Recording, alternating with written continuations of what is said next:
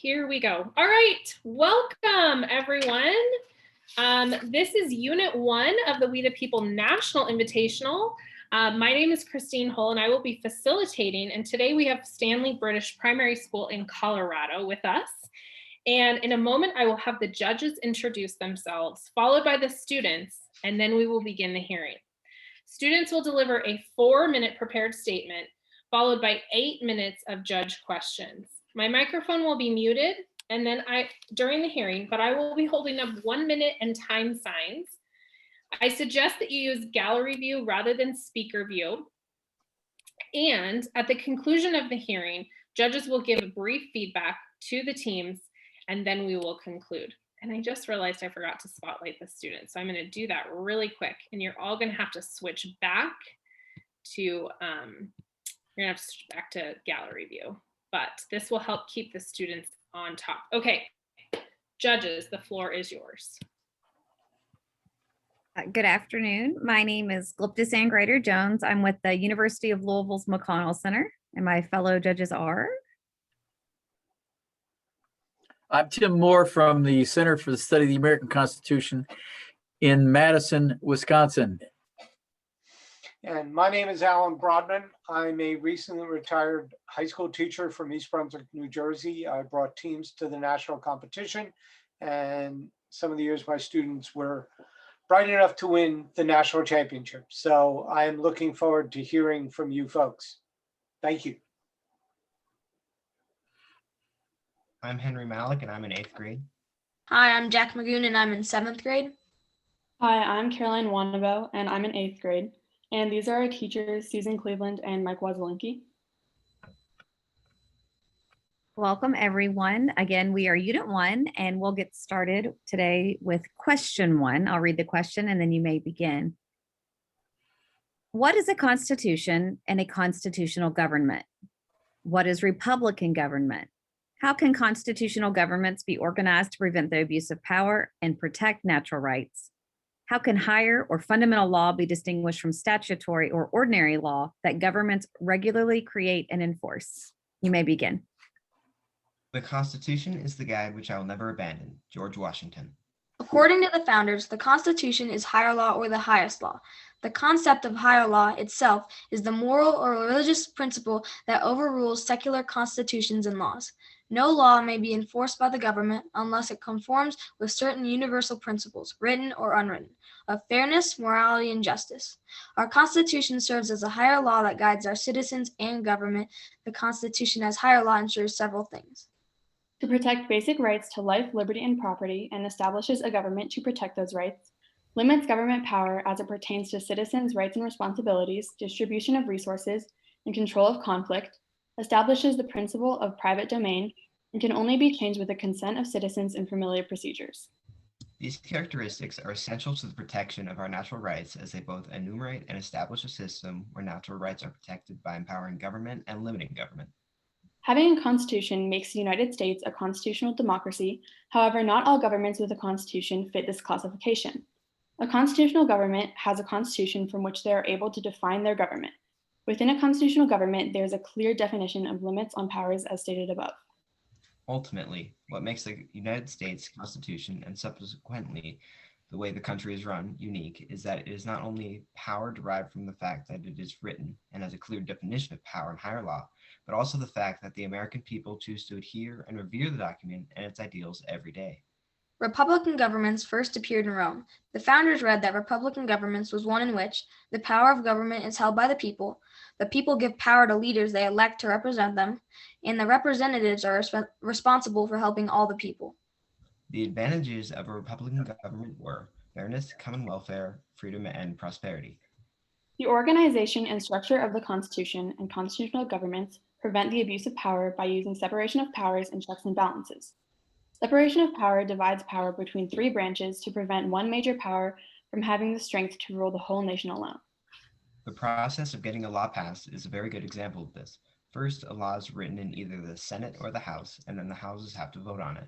If one house gets a majority vote, they send it to the other house. If that house also gets a majority vote, they send it back to the president. The president can either sign it and create a law or veto it and send it back.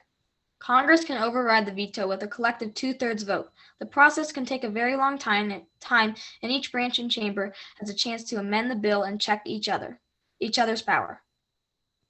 The Constitution incorporates a bicameral legislature so that there are two components to the legislature, one based on population and one on equal representation. Laws must pass through both houses before they go to the executive. In addition to the separation of powers and checks and balances, many limits on the government were established in the Bill of Rights, such as the 10th Amendment, which gives any powers not specifically stated as belonging to the federal government to the states or the people. The organizational structure of the Constitution prevents the abuse of power in many ways. The courts, for example, are excluded from the creation of laws, and the executive branch cannot declare laws unconstitutional. These characteristics are essential to the protection of our natural rights, as they both enumerate and establish a system where natural rights are protected by empowering and limiting government. Statutory or ordinary law differs from fundamental law in that it is much easier to change. They're not adhered to universally, and they don't always conform with fairness, morality, and justice. We are now open for questions. Okay. So you talked about this idea of limited government. I'd like you to take this opportunity to look at how good of a job we have done in this idea or actuating this idea of limited government. I'd like you to look at it basically from framing to today. If you like, you may even go ahead and give our system a grade, like your teacher might give you on one of your papers. So please go ahead. I would give the grade, as you said, to our government, probably like an A, because one, they have a constitution that forms the government, and each branch can check each other so that one is not having all the power, and that the government is limited, and that the people have the right to protest and have the right to speak. Another way of looking at it is the way we limited our government, and especially in what we talked about creating laws. I know we said that the courts are excluded from the making of laws, but that is only in creating laws out of nothing. Where a court case arises, whereas there's a need for a new law, the court can almost make a new law out of nothing. And I guess that's a good way of limiting our government in one way, but also giving it more freedom in another. Well, let me ask it this way then. Is the court functioning like an unwritten constitution when it makes interpretations? Is that the equivalent of an unwritten constitution?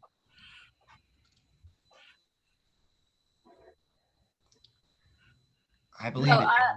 I don't think it is an unwritten constitution, because the Constitution gives them the power to do that, and the courts can rule laws unconstitutional. As I agree with my panel mate, another point of view is, or another opinion is, that each person interprets the Constitution differently. So you probably interpret it differently from me. So in your eyes, I could have an unwritten Constitution in my mind, just like in your eyes, someone on the Supreme Court could. So I believe it is.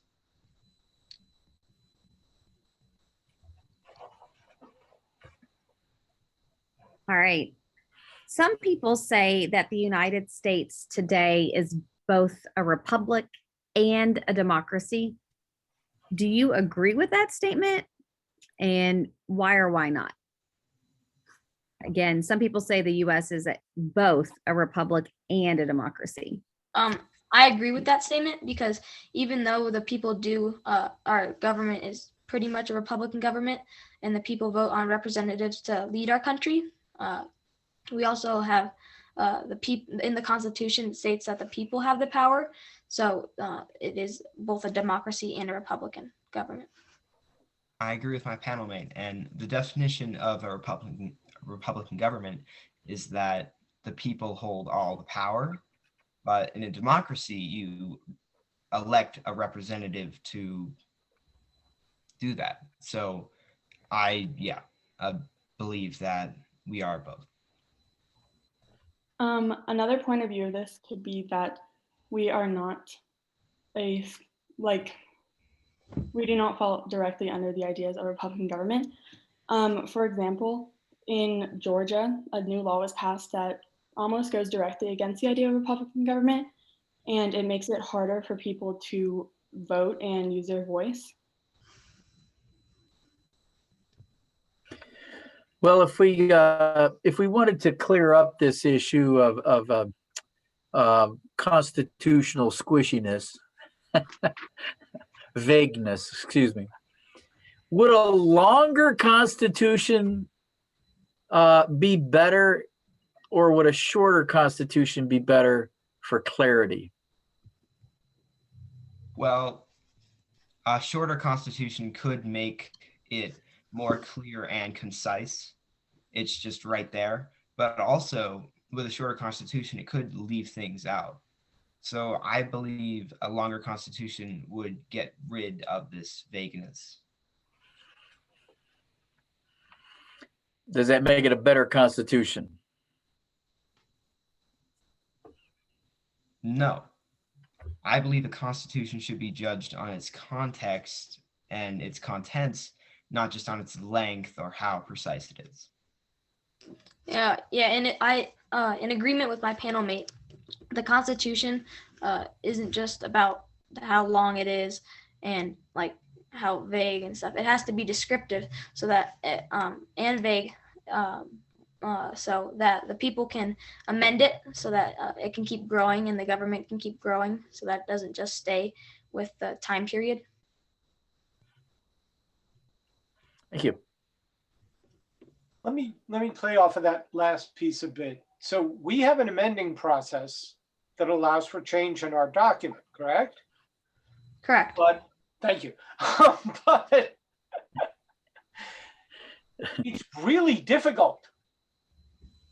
We've had what, 27 amendments since framing?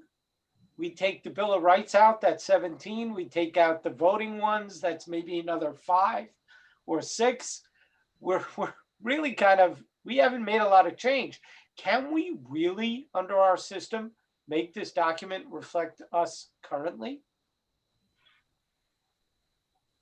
Yes, because with the amendment process, we can still add to our Constitution. So if there was an issue that needed to be solved and that needed to be engraved in our Constitution, then we have the amending process, so we could do that. Adding on to my panel mate, I don't believe it's a question of could we or couldn't we.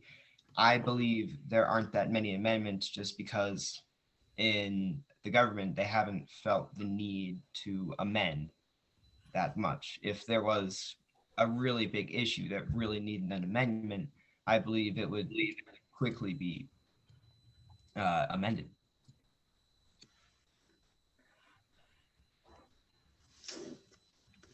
You all identified representatives as, I think I heard you say, representatives being elected by the people to help secure the people's voice. So that form of representation helps all people, I think someone said. So in your opinion, does a representative reflect the will of all of the people? And if so, how? Or should the representative represent his or her own opinions? In my opinion, a representative should represent the people and what they want, but he or she should also be able to add their own opinion onto what the people want. Adding on to my panel mate, I believe that they should do a combination of both because the reason why they got elected is because some people like their ideas. So I think that they should incorporate their ideas and the people's voices.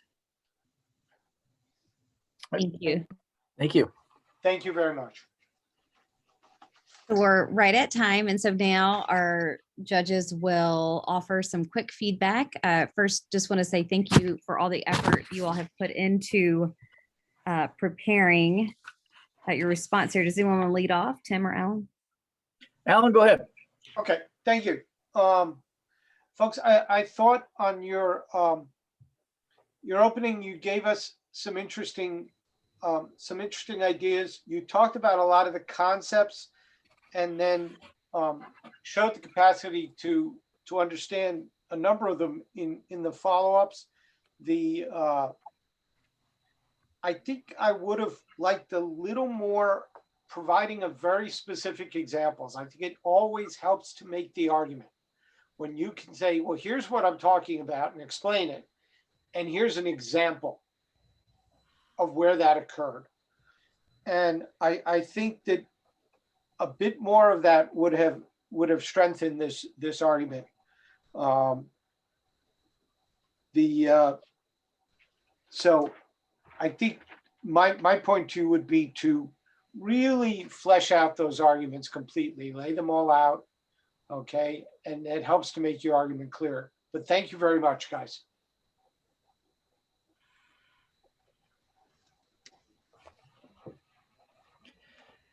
Well, I guess I'll go. I think you did. There's a couple things that really caught my attention. You said people's adherence to the Constitution is an important factor in constitutional government. I don't know whether you realize it or not, but that is a profound statement. And you might be right that no Constitution is worth a warm bucket of you-know-what if people aren't willing to follow it. So adherence, that was an important sentence for me. So, and if I could ask a favor of you, I want you to think about that. That's a remarkable statement, adherence. Another interesting thing to me is your response to our judges kind of filling in, what is the role of judges in judicial review being our system's way of be continuing the Constitution writing process. So I thought that was insightful as well. Now I would say, however, Jack, I have to take exception to your Chicago Cub poster in the background there. As a Brewer fan, I don't know, man. I'm having a rough time here, Jack. But wait, who's in first place in the Central? That's all I have to say. I'm done. I just want to close out and say again, thank you for the all of the preparations you all have made to get here today. I think continuing to think about the examples, liked hearing, I think it was Caroline, you used the example of Georgia and the recent voting example. Yeah. How these ideas relate to contemporary examples. A lot of this is history and philosophy and tying to directly to today. So I really appreciated the thought as you all continue to think through these ideas and move forward and through the process, just how these examples really relate to today, because I think that's a very important piece, and enjoyed hearing that you included that in your responses. Good luck as you move forward, and we've enjoyed being here with you all today. So thank you again for your preparations. Good luck. Another round. Thank you all. Great job.